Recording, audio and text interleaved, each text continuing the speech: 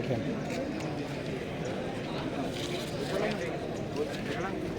Telangana municipal సాధారణ ఎన్నికలు 2026 సంవత్సరంలో జరుగుతున్న మున్సిపల్ ఎన్నికలకు సంబంధించి ఈరోజు సంగారెడ్డిలోని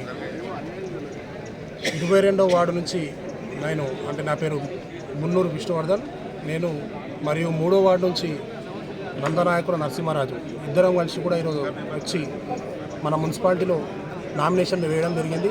మరి పార్టీ అండదండలతో, కేసీఆర్ గారి ఆశీర్వాదంతో, హరీష్ అన్న గారి దీవెనలతో, చింత ప్రభాకర్ అన్న గారి దీవెనలతో, బుచ్చిరెడ్డి గారి దీవెనలతో మేము ఈరోజు నామినేషన్ వేయడం జరిగింది. మరి బీఫామ్లు పార్టీ ఈరోజు సాయంత్రం కానీ రేపు కానీ వాళ్ళే అన్ని వార్డులకు సంబంధించిన బీఫామ్లు తీసుకొని వచ్చి రిటర్నింగ్ ఆఫీసర్కు అందిస్తామని కూడా చెప్పడం జరిగింది. మరి చింత ప్రభాకర్ అన్న గారి ఆశీర్వాదంతో, బుచ్చిరెడ్డి అన్న గారి ఆశీర్వాదంతో ఈరోజు మేము నామినేషన్ వేయడం జరిగింది. సంగారెడ్డిలోని పలు సమస్యలకు, చాలా పెద్ద సమస్యలకు, కొన్ని దశాబ్దాల నాటి నుంచి ఉన్న సమస్యలకు మరి గత 5 ఏళ్లలో నేను 3వ వార్డు కౌన్సిలర్గా ఉన్నా. మా పాలకవర్గం ఉంది. చాలా సమస్యలకు మరి మేము ఎన్నో పరిష్కారాలు చేయడం జరిగింది, చాలా అభివృద్ధి కూడా చేయడం జరిగింది. కేసీఆర్ గారు నారాయణఖేడ్ సభలో సంగారెడ్డి మున్సిపాలిటీకి 50 కోట్ల నిధులు కూడా ఇవ్వడం జరిగింది. ఆ 50 కోట్లతోని సంగారెడ్డిలోని పలు వార్డులలో 38 వార్డులలో ప్రతి వార్డుకి సమానంగా మరి చింత ప్రభాకర్ అన్నగారి ఆధ్వర్యంలో ఎక్కడ కూడా పక్షపాతం లేకుండా పార్టీలకు అతీతంగా, రాజకీయాలకు అతీతంగా మరి ఎక్కడైతే అభివృద్ధి అవసరం ఉందో అక్కడక్కడ డబ్బులు కేటాయించాయి అన్న. మరి పూర్తిగా సంగారెడ్డి పట్టణ అభివృద్ధికి ఆలోచన చేసి డబ్బులు కేటాయించి మరి అండర్గ్రౌండ్ డ్రైనేజ్ కావచ్చు, సీసీ రోడ్లు కావచ్చు, పార్కులు కావచ్చు, ఓపెన్ జిమ్స్ కావచ్చు, ఇంకా ఎన్నో ఇన్ఫ్రాస్ట్రక్చర్స్, ఎన్నో మౌలిక సదుపాయాలు కల్పించడం జరిగింది.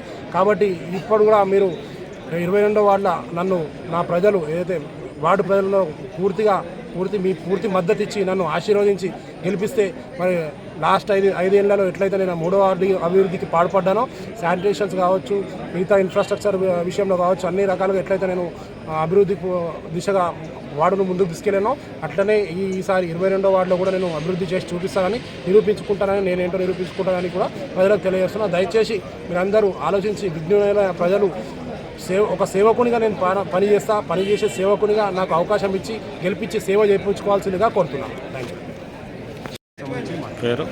3వ వార్డు ప్రజలు ఆలోచించి 3వ వార్డు ప్రజలు టీఆర్ఎస్ అభ్యర్థిగా నన్ను ఎన్నుకోబడ్డది. టీఆర్ఎస్ అభ్యర్థిగా ఎన్నుకొని మున్నూరు విష్ణువర్ధన్ తమ్ముడు ఎలా పనిచేసినా నేను మిగతా అలానే పనిచేస్తానని చెప్పడం జరిగింది.